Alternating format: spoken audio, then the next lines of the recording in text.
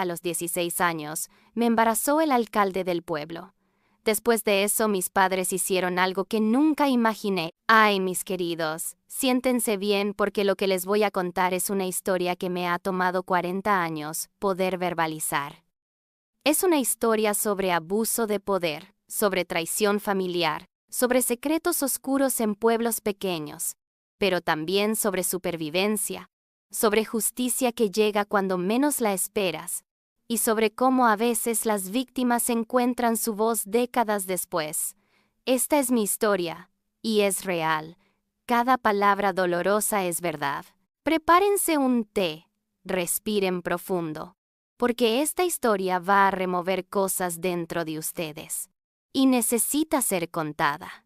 Si quieren seguir escuchando las historias de su abuela favorita, por favor denle like y suscríbanse al canal. De verdad me ayudan muchísimo y así sé que quieren que siga compartiendo estas historias que llevo guardadas en el corazón. Mi nombre es Beatriz, tengo 56 años, y esta es la historia de cómo a los 16 años fui víctima del hombre más poderoso de mi pueblo y cómo mis propios padres me traicionaron de la forma más horrible que puedan imaginar. Crecí en un pueblo pequeño del estado de Michoacán. No voy a decir el nombre exacto porque todavía hay gente viviendo ahí que fue cómplice de lo que pasó. Y aunque ya no les tengo miedo, tampoco necesito problemas legales a estas alturas de mi vida. Pero era uno de esos pueblos donde todos se conocen, donde los chismes vuelan más rápido que el viento, y donde las personas con poder pueden hacer lo que quieran sin consecuencias. Éramos una familia de clase trabajadora. Mi padre Ramón trabajaba en el campo, cultivando maíz y frijol en un terreno que rentaba. Mi madre, Esperanza, era ama de casa y hacía trabajos de costura para ganar un poco extra. Éramos 5 hermanos. Yo era la mayor. Luego venían mis hermanos Javier, Luis, mi hermana Carmen, y el más pequeño, Toño. Vivíamos modestamente, a veces con dificultades, pero nunca nos faltó comida en la mesa. Mis padres eran estrictos, religiosos, de esos que iban a misa todos los domingos y esperaban que sus hijos fueran de bien. Especialmente yo, como la hija mayor, se esperaba que fuera un ejemplo, que me portara bien, que fuera pura, que no trajera vergüenza a la familia. Qué irónico, mis queridos. Qué terriblemente irónico. Cuando yo tenía 16 años, en 1985, el alcalde del pueblo era un hombre llamado Don Esteban Morales. Tenía 52 años, estaba casado, tenía 4 hijos ya adultos. Era respetado, o más bien temido, en el pueblo. Venía de una familia de dinero y poder. Su padre había sido alcalde antes que él. Su hermano era dueño de la mayoría de las tierras de cultivo, incluyendo la que mi padre rentaba. Don Esteban era el tipo de hombre que sonreía en público, que daba discursos bonitos sobre familia y valores, que se tomaba fotos con niños en eventos escolares, pero en privado. Y en privado era un depredador. Aunque yo no lo sabía entonces, nadie hablaba de esas cosas. O si lo hacían, era en susurros que se apagaban cuando alguien se acercaba. Yo estaba en 3er año de secundaria. Era buena estudiante, callada, obediente. Ayudaba a mi mamá en casa, cuidaba a mis hermanos menores, iba a la escuela, hacía mis tareas. No tenía novio porque mis padres no lo permitían. Primero termina la escuela, me decían. Luego ya habrá tiempo para esas cosas. Un día de septiembre, poco después de empezar el año escolar, anunciaron en la escuela que don Esteban, el alcalde, vendría a hablar con los estudiantes sobre un programa nuevo de becas que su administración estaba implementando. Habría becas para estudiantes destacados de familias de bajos recursos. Yo califiqué.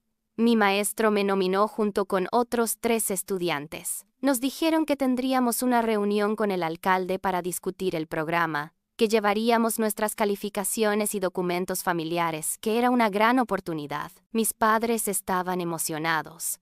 Una beca significaba que yo podría continuar a preparatoria sin que ellos tuvieran que pagar. Significaba un futuro mejor. Mi padre hasta se puso su mejor camisa para llevarme al Palacio Municipal ese sábado para la reunión. Llegamos temprano.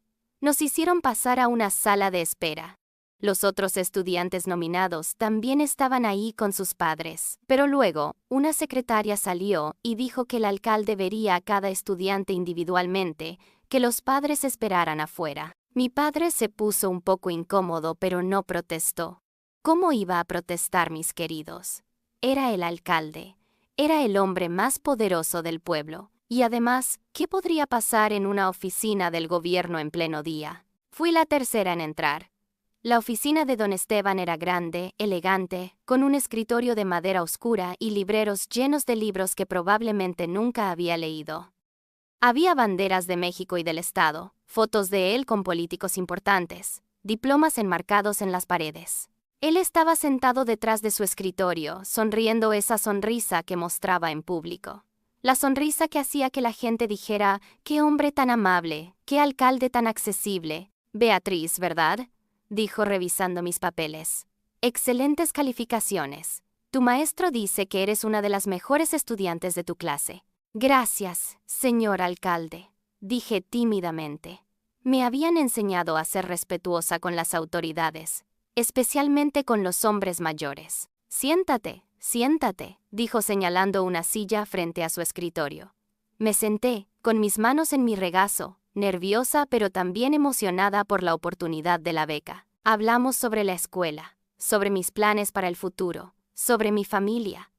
Él tomaba notas. Todo parecía normal, profesional. Y entonces dijo algo que me debió haber alertado, pero que en mi inocencia no entendí como la señal de peligro que era. «¿Sabes, Beatriz? Eres muy bonita.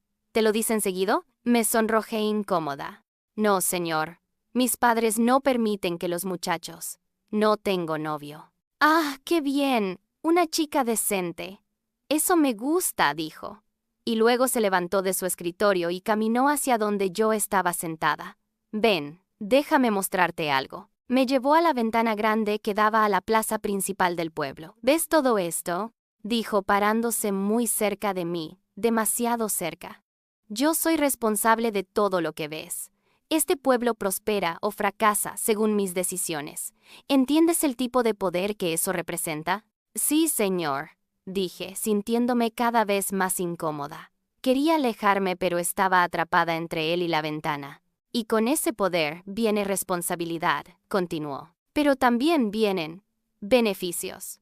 Para mí y para la gente que me ayuda, que es leal a mí». Puso su mano en mi hombro. Salté un poco ante el contacto. «Esta beca que estás solicitando», dijo, «yo puedo garantizar que la recibas. Puedo garantizar que no solo recibas dinero para la escuela, sino que tu familia también reciba ayuda. Tu padre renta tierra de mi hermano, ¿verdad? Podría asegurarme de que la renta baje. Podría conseguirle trabajo mejor pagado. Podría hacer que la vida de tu familia sea mucho más fácil». Eso sería maravilloso, señor», dije, sin entender todavía hacia dónde iba esto. «Pero necesito saber que puedo contar contigo», dijo. «¿Qué vas a hacer?» «Agradecida. Que entiendes que cuando alguien te ayuda, tú debes ayudarlos también». Su mano bajó de mi hombro a mi espalda.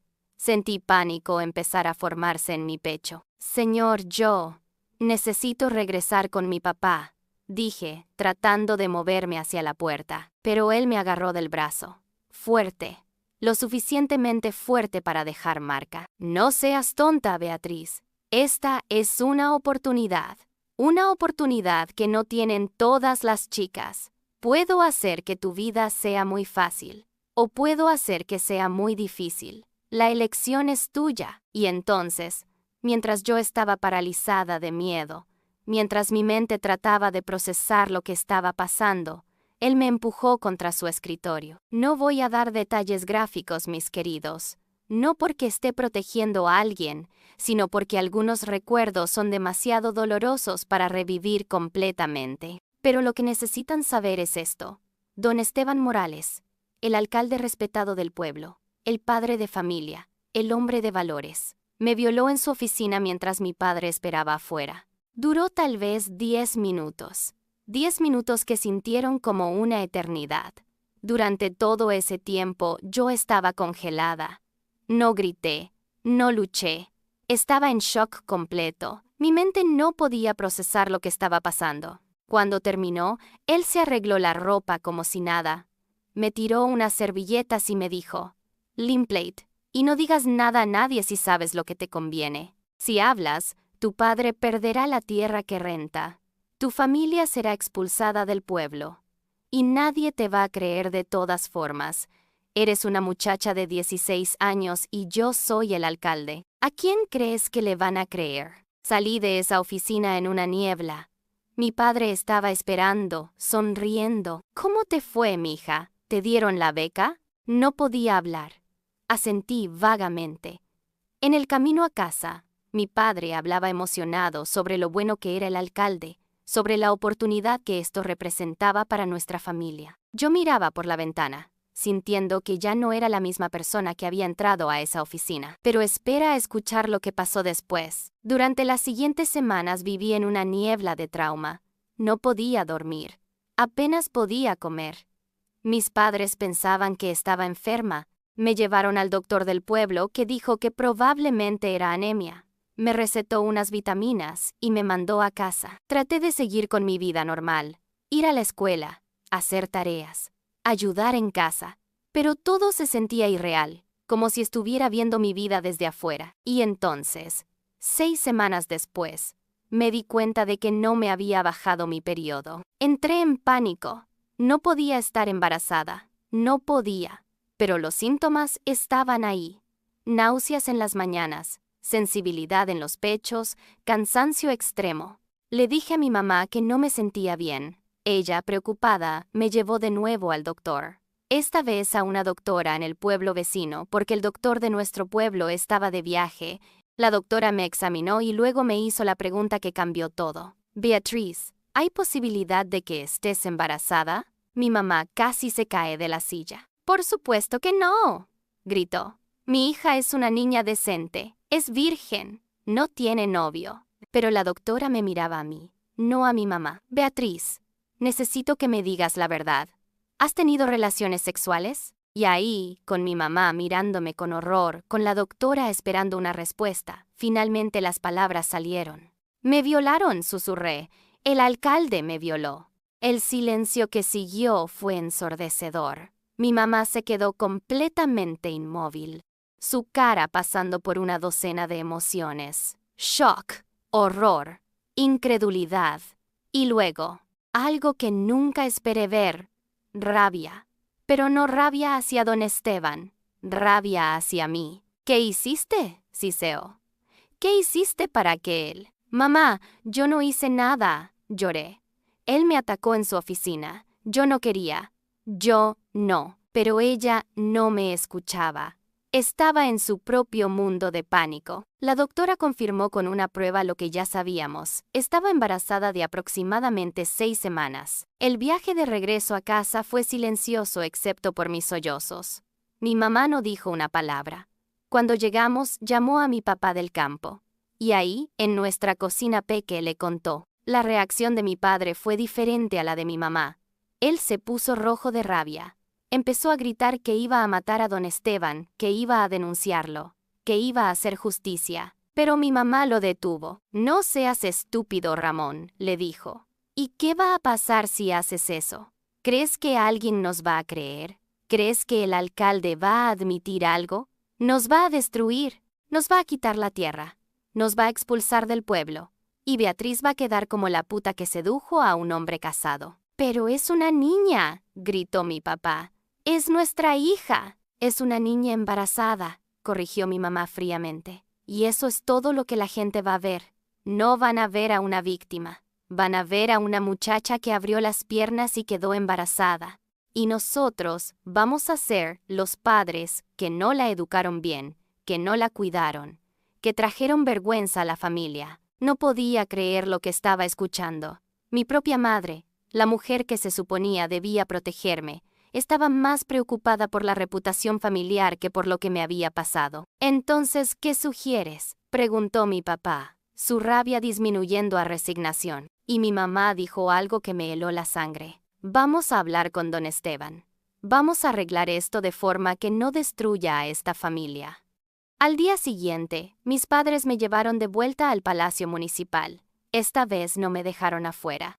Los tres entramos juntos a la oficina de don Esteban. Él nos recibió con esa maldita sonrisa suya, pero pude ver el cálculo en sus ojos cuando nos vio a los tres. Don Ramón, doña Esperanza, ¿en qué puedo ayudarlos?, preguntó con falsa cordialidad. Mi padre empezó a hablar, pero mi madre lo interrumpió. Don Esteban, tenemos una situación delicada.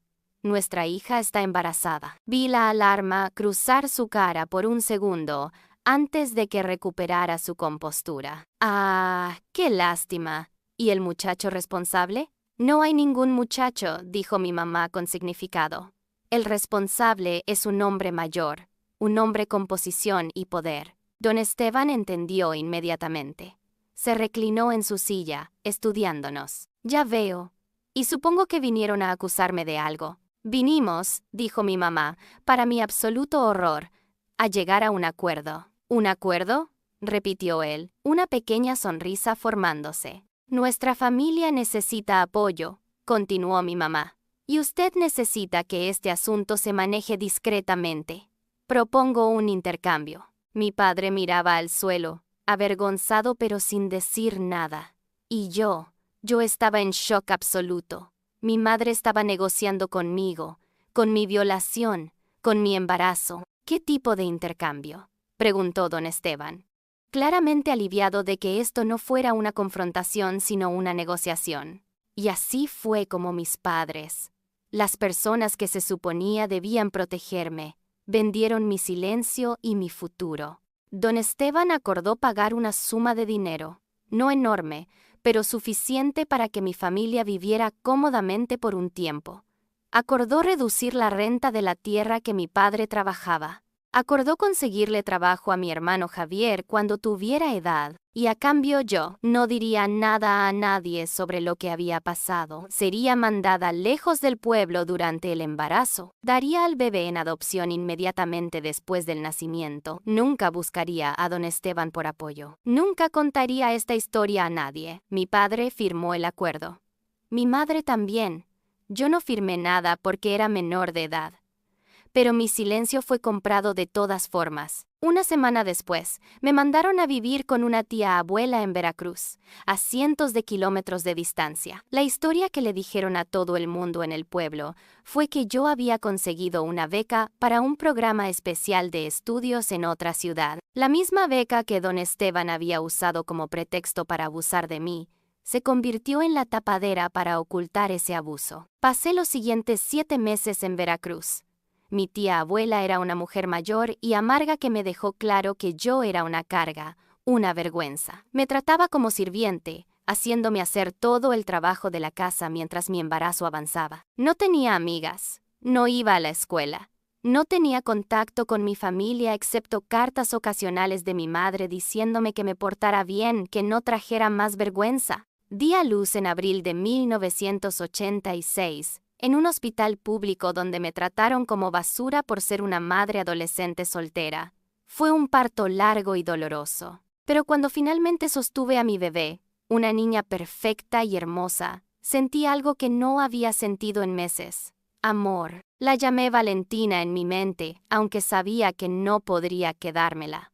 Durante 2 días la sostuve, la amamanté, le hablé, lloré sobre ella. Y entonces vinieron las trabajadoras sociales. Me quitaron a mi bebé de los brazos. Me hicieron firmar papeles que no entendí completamente, pero que básicamente renunciaban a todos mis derechos maternos. Y se la llevaron. Nunca volví a verla. Regresé al pueblo 2 meses después, más delgada, más callada, más rota. Todos me felicitaban por mi beca, me preguntaban sobre mis estudios. Yo sonreía y mentía como me habían entrenado. Don Esteban siguió siendo alcalde por otros 10 años, siguió siendo respetado, siguió probablemente abusando de otras chicas, aunque nunca lo supe con certeza. Yo lo evitaba. Cruzaba la calle si lo veía venir, nunca estaba sola en lugares donde él pudiera estar. Mis padres usaron el dinero que les dio para mejorar la casa, para pagar la educación de mis hermanos. Se beneficiaron de mi trauma. Y nunca hablamos de lo que había pasado. Era como si esos 7 meses nunca hubieran existido. Pero para mí, existían en cada pesadilla, en cada vez que veía a un bebé, en cada vez que veía a don Esteban en un evento público, sonriendo esa sonrisa que yo sabía era falsa. Terminé la preparatoria de milagro. Me fui del pueblo a los 18 años en cuanto tuve oportunidad. Me fui a Ciudad de México sin mirar atrás, sin despedirme de casi nadie. Construí una vida. Trabajé duro. Eventualmente me casé con un buen hombre que no sabía nada de mi pasado. Tuve 2 hijos que amo profundamente. Construí una carrera. Desde afuera parecía que había superado todo. Pero adentro el dolor nunca se fue. El trauma nunca sanó completamente. Y siempre, siempre, había un espacio vacío donde debería estar mi primera hija. Y entonces, hace 2 años, algo pasó que cambió todo. Don Esteban Morales murió. Infarto a los 86 años. Y con su muerte, algo en mí se rompió. O tal vez se liberó, porque ya no tenía que tener miedo de él. Ya no podía lastimarme más. Ya no tenía poder sobre mí. Y por primera vez en 40 años consideré hablar, contar mi historia, buscar justicia, aunque fuera tarde. Pero ahí fue cuando ocurrió algo que jamás hubiera imaginado. Estaba en mi casa en Ciudad de México, leyendo el periódico que mencionaba la muerte de don Esteban, con todos esos elogios vacíos que la gente dice cuando alguien poderoso muere. Cuando sonó mi teléfono. Era un número desconocido. «¿Beatriz Hernández?», preguntó una voz de mujer. «Sí, soy yo. Mi nombre es Valentina Morales, y creo que usted es mi madre biológica». El mundo se detuvo. Valentina. El nombre que le había dado en mi mente. ¿Qué? ¿Qué dijiste?, logré articular. Sé que esto es una sorpresa, pero hace 5 años empecé a buscar a mi madre biológica. Los registros de adopción fueron difíciles de rastrear. Todo estaba sellado, pero con ayuda de un investigador privado finalmente encontré su nombre. He estado tratando de decidir si contactarla. Y entonces murió mi padre biológico, y decidí que necesitaba hacerlo ahora. ¿Tu padre biológico?, repetí, confundida. Esteban Morales, el exalcalde. Su familia me encontró hace 1 año. Fue complicado. Él no quería reconocerme públicamente, por supuesto, pero hicimos pruebas de ADN. Era mi padre. Y antes de morir me dio su nombre, el nombre de mi madre biológica. Usted. Empecé a llorar. No podía evitarlo. 40 años de dolor saliendo todo a la vez. Valentina, susurré.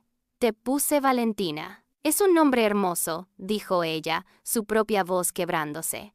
¿Podemos vernos? Nos reunimos una semana después en un café en Polanco. La reconocí inmediatamente aunque tenía 40 años y yo la había visto por última vez cuando tenía 2 días de nacida. Tenía mis ojos, mi nariz, pero también las facciones de él, de don Esteban, lo cual me dolió ver. Nos abrazamos y ambas lloramos. Y entonces nos sentamos y empezamos a llenar 40 años de espacio vacío. Valentina me contó sobre su vida. Había sido adoptada por una pareja de clase media alta de Puebla. Habían sido buenos padres, amorosos, le habían dado oportunidades. Era abogada, casada, con una hija de 5 años. Había tenido una buena vida. Siempre supe que era adoptada, dijo. Mis padres adoptivos fueron honestos sobre eso, pero nunca supe las circunstancias. Solo que era una adopción cerrada, que mi madre biológica era muy joven. Tenía 16 años, dije. Y lo que pasó no fue mi elección. Y ahí, en ese café, le conté toda la historia. El abuso, la violación, cómo mis padres me habían traicionado, el acuerdo sórdido, todo. Valentina lloró mientras escuchaba, y cuando terminé, dijo algo que me sorprendió. Lo sabía. En algún nivel siempre lo supe. Cuando la familia Morales me contactó y don Esteban me dijo que mi madre había sido una joven que no podía cuidarme, algo no cuadraba. La forma en que lo dijo, la forma en que evitaba detalles.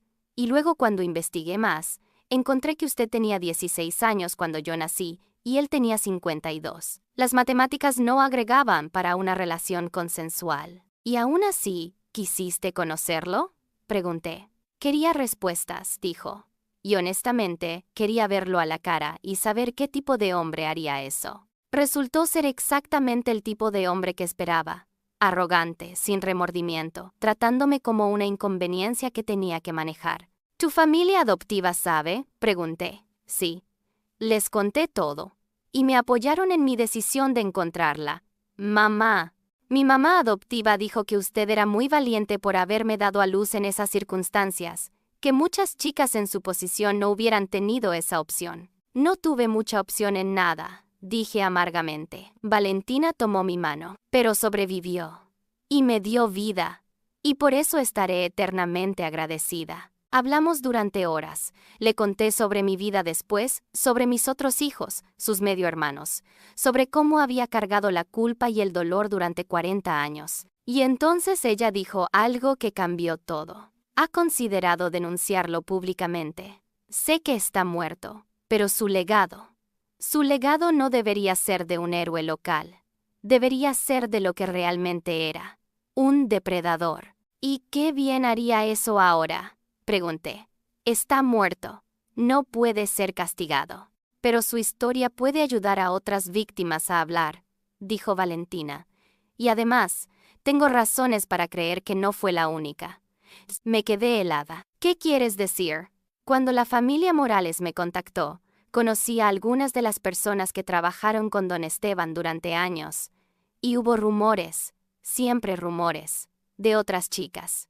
Otros embarazos, otros acuerdos silenciosos. Nunca nada probado.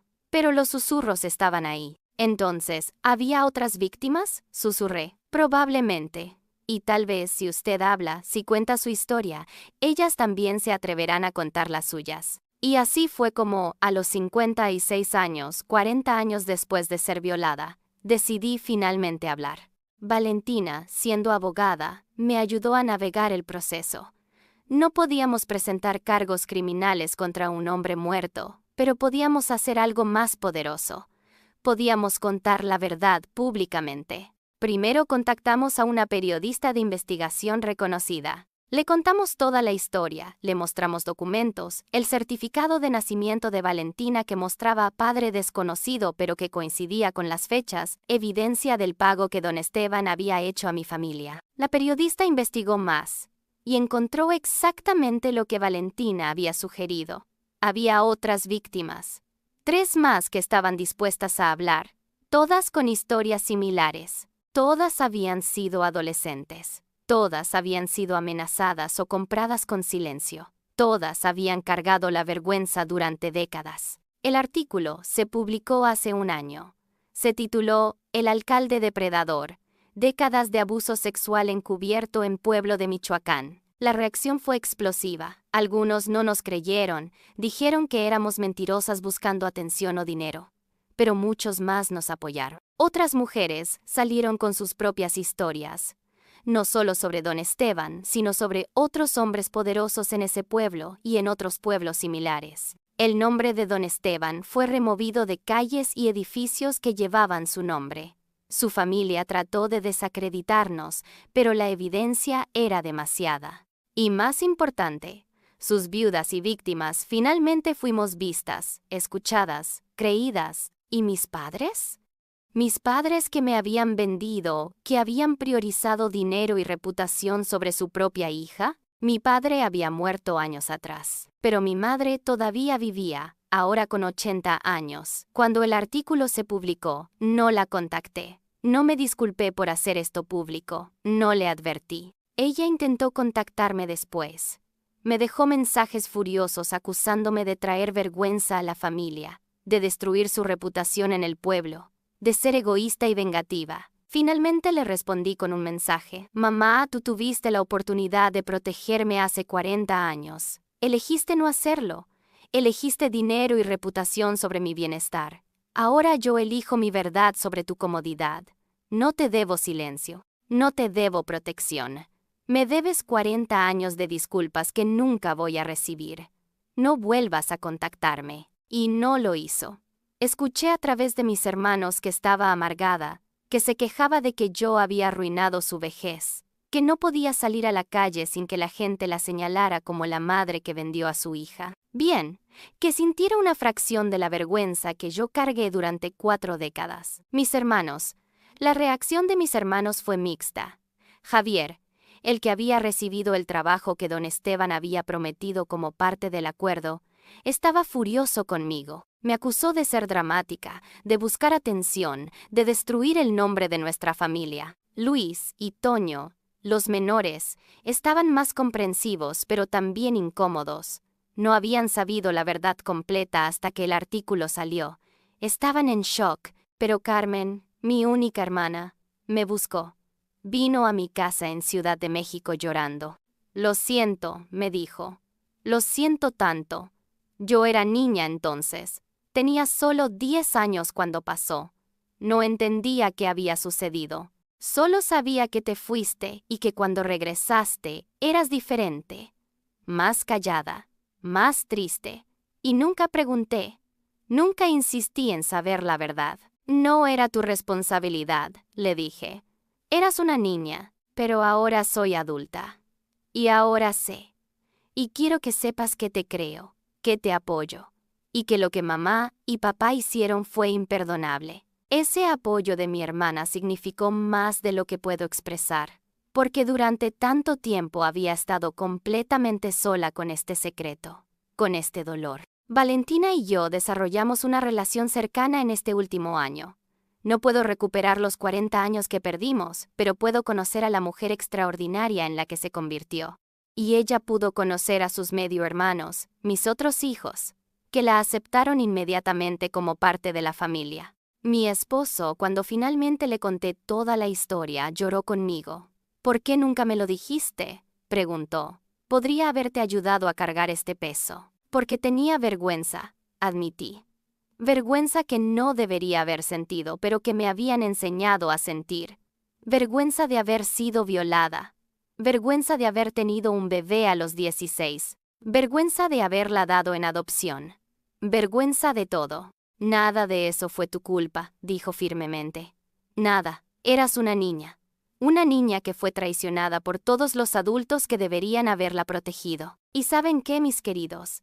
Esas palabras que mi esposo me dijo, que Valentina me dijo, que Carmen me dijo, que cientos de extraños en redes sociales me dijeron después del artículo. Esas palabras finalmente empezaron a penetrar la muralla de vergüenza que había construido durante 40 años. Finalmente empecé a entender que no había sido mi culpa, que yo era la víctima, que el único villano en esta historia era don Esteban Morales y los adultos que lo encubrieron, incluyendo mis propios padres. Empecé terapia para procesar todo esto apropiadamente.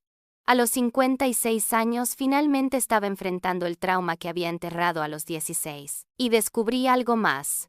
Había otras 3 mujeres de mi generación, todas del mismo pueblo, con historias similares. Todas habían sido abusadas por don Esteban. Todas habían sido silenciadas. Y ahora con mi historia pública, ellas también encontraron el valor de hablar. Formamos un grupo de apoyo. Las 5 de nosotras, ahora todas en nuestros 50s y 60s, reuniéndonos una vez al mes para compartir, para sanar, para recordarnos mutuamente que sobrevivimos. Una de ellas, Rosa, me dijo algo que nunca voy a olvidar. Durante 50 años pensé que estaba sola, que era la única, que de alguna forma había sido mi culpa. Pero escuchar tu historia, saber que hubo otras, finalmente me liberó de esa culpa. Gracias por ser lo suficientemente valiente para hablar primero. Y eso, mis queridos, es por lo que valió la pena hablar. No solo por mí, sino por todas las otras Rosas, todas las otras víctimas que pensaban que estaban solas. El pueblo donde crecí ha cambiado. Hay protestas ahora cuando hay acusaciones de abuso. Hay más vigilancia de las autoridades. Las familias hablan con sus hijas sobre abuso de poder, sobre consentimiento, sobre que siempre es correcto hablar incluso cuando el abusador es alguien poderoso. No puedo decir que causé todo ese cambio, pero mi historia fue parte de un movimiento más grande. Parte de un cambio cultural donde finalmente las víctimas están siendo escuchadas y creídas. La familia Morales trató de demandarme por difamación, pero Valentina, mi hija abogada, me representó. Y ganamos, porque la verdad es la mejor defensa. Y teníamos toda la verdad documentada. Hace 3 meses, el pueblo donde crecí finalmente hizo algo extraordinario. Erigieron un monumento. no a don Esteban Morales como hubieran hecho antes, sino a las sobrevivientes de abuso sexual. Una placa que dice: en memoria de todas las niñas y mujeres que fueron silenciadas. Sus voces importan. Sus historias importan. Ellas importan. Nunca más. Me invitaron a la inauguración. No estaba segura de querer ir, de volver a ese lugar que tenía tantos recuerdos dolorosos. Pero Valentina me convenció. Vamos juntas, dijo. Mamá e hija. Y cerramos ese capítulo apropiadamente. Fuimos. Y fue surreal estar ahí de nuevo, en la plaza principal donde 40 años atrás don Esteban me había señalado desde su ventana como parte de su dominio. Pero ahora, en esa misma plaza, había un monumento que reconocía lo que había hecho, que honraba a sus víctimas. Me pidieron hablar en la inauguración. Al principio dije que no podría, pero Valentina me animó. Así que me paré frente a cientos de personas, muchas que me conocían de cuando era niña, muchas que me habían juzgado cuando mi historia salió, y hablé. Mi nombre es Beatriz, comencé, mi voz temblando pero firme. Y a los 16 años fui violada por el alcalde de este pueblo. Durante 40 años cargué ese secreto como vergüenza. Pensé que había sido mi culpa. Pensé que debía proteger a mi familia, al pueblo, incluso a mi abusador, con mi silencio. Podía ver a gente en la audiencia llorando. Algunas mujeres asentían, reconociendo su propia historia en la mía. Pero el silencio no protege a las víctimas, continué. Solo protege a los abusadores. Y hoy, con este monumento, este pueblo está diciendo algo importante. Que las víctimas merecen ser creídas, ser honradas, ser recordadas, no los perpetradores. Mi hija, Valentina, está aquí hoy conmigo, dije, señalándola entre la audiencia. Ella es el resultado de esa violación, pero también es la persona más extraordinaria que conozco. Y nuestra reunión después de 40 años separadas ha sido la mayor bendición de mi vida. Valentina se unió a mí en el podio entonces. Tomó mi mano. Soy el resultado de un acto terrible, dijo Valentina. Pero eso no me define. Y no define a mi madre. Ella sobrevivió. Yo prosperé. Y juntas estamos aquí para decir, nunca más. Nunca más el silencio. Nunca más la vergüenza para las víctimas. Nunca más el poder sin rendición de cuentas. La ovación fue ensordecedora. Y en ese momento, parada ahí con mi hija a mi lado, con ese monumento detrás de nosotras, sentí algo que no había sentido en 40 años. Paz. No paz completa. El trauma nunca desaparece completamente. Pero paz de saber que había hablado, que había sido escuchada, que había ayudado a cambiar aunque sea un poquito el mundo para mejor. Si esta historia los está impactando, mis queridos, por favor den like y suscríbanse al canal de su abuela favorita. Sus suscripciones me ayudan a seguir contándoles estas historias que tanto necesito sacar de mi corazón. Ahora, un año después de que mi historia se hiciera pública, puedo decir que mi vida es diferente, más ligera de alguna forma.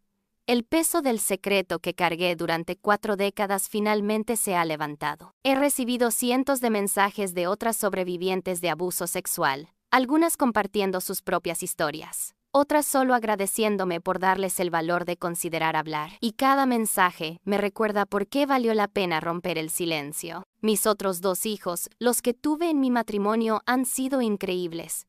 Al principio, estaban en shock de que su madre hubiera tenido esta historia secreta que nunca conocieron, pero rápidamente pasaron de shock a apoyo incondicional. Mamá, me dijo mi hijo menor, nunca pensamos menos de ti por esto. Si acaso te admiramos más. Sobreviviste algo horrible y aún así construiste una vida hermosa, nos criaste bien, fuiste una madre increíble, eres la persona más fuerte que conocemos. Y mi hija agregó, y ahora tenemos una hermana mayor que no sabíamos que existía. Eso es un regalo, no una vergüenza. Ver a mis 3 hijos juntos, desarrollando su propia relación como hermanos, ha sido una de las alegrías más grandes de este último año. Pero hubo una conversación más que necesitaba tener. Una que había estado evitando. Decidí regresar al pueblo una vez más, sola esta vez, para visitar la tumba de mi padre. Había muerto 10 años atrás, y nunca había visitado su tumba. No había ido a su funeral. Había cortado contacto con él años antes de su muerte. Me paré frente a su lápida y finalmente dije todo lo que había querido decir durante décadas. Papá, hablé en voz alta, sin importarme si alguien me escuchaba. Me fallaste. Cuando más te necesité, cuando era tu responsabilidad protegerme, elegiste dinero sobre mi bienestar. Elegiste la comodidad de tu familia sobre la justicia para tu hija. Y eso fue imperdonable. Las lágrimas empezaron a caer, pero también eras producto de tu tiempo, supongo. Un hombre que pensó que lo correcto era evitar el escándalo a cualquier costo, que pensó que estaba haciendo lo mejor para la familia. Estabas equivocado, tan equivocado.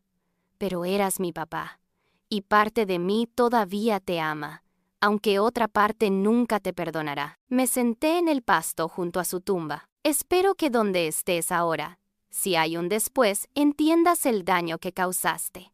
Espero que cargues esa culpa como yo cargué la vergüenza durante 40 años. Y espero que de alguna forma esto te enseñe algo. Me levanté para irme, pero agregué una última cosa. Y papá, a pesar de todo, gracias, porque de ese horror vino Valentina. Y ella es extraordinaria. Así que algo bueno salió de todo ese dolor. No por tu acción, sino a pesar de ella. Dejé flores en su tumba, no porque lo hubiera perdonado, sino porque necesitaba ese cierre para mí misma. No visité la tumba de mi madre. Ella todavía está viva, y nuestra relación está completamente rota. Y estoy en paz con eso. No todas las relaciones necesitan ser reparadas. Algunas están demasiado dañadas, y eso está bien. He aprendido lecciones importantes en este último año que quiero compartir con ustedes, mis queridos. Primera, el silencio nunca protege a las víctimas, solo protege a los abusadores. Si están cargando un secreto de abuso, consideren hablar. No tienen que hacerlo públicamente si no quieren, pero hablar con alguien terapeuta, amigo de confianza, línea de ayuda es el primer paso hacia la sanación. Segunda, nunca es tarde para sanar. Empecé este proceso de sanación real a los 56 años, 40 años después del trauma. Y aún así, ha hecho una diferencia enorme en mi vida. No importa cuánto tiempo ha pasado, la sanación es posible. Tercera, la familia no siempre significa seguridad. A veces la gente que debería protegerte es la que más te lastima.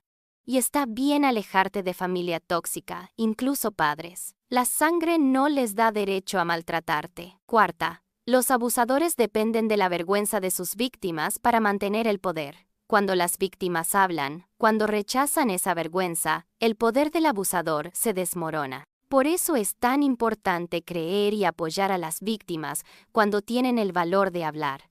Quinta, de las cosas más oscuras puede salir luz. Valentina nació de violación, pero ella es luz pura. Y nuestra reunión, nuestra relación ahora, es una bendición que nunca esperé. El trauma puede coexistir con la belleza. El dolor puede coexistir con el amor. Y sexta, nunca subestimen el poder de su historia. Mi historia ayudó a otras mujeres a encontrar sus voces. Su historia, sea cual sea, puede hacer lo mismo por alguien más. No tienen que compartirla públicamente si no quieren, pero nunca piensen que su experiencia no importa. Importa.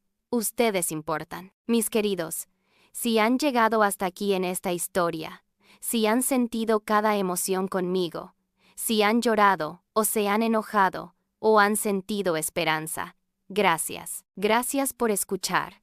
Gracias por creer.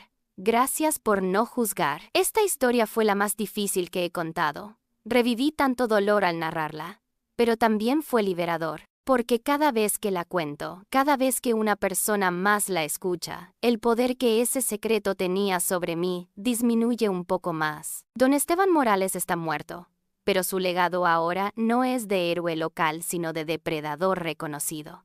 Y eso, para mí, es justicia. Tal vez no la justicia que debió haber tenido cuando tenía 16 años, pero la justicia que pude crear 40 años después. Y para cualquier sobreviviente de abuso sexual leyendo esto, te creo, no fue tu culpa. Mereces sanar, y mereces justicia, sea cual sea la forma que esa justicia tome para ti. Les voy a pedir un último favor.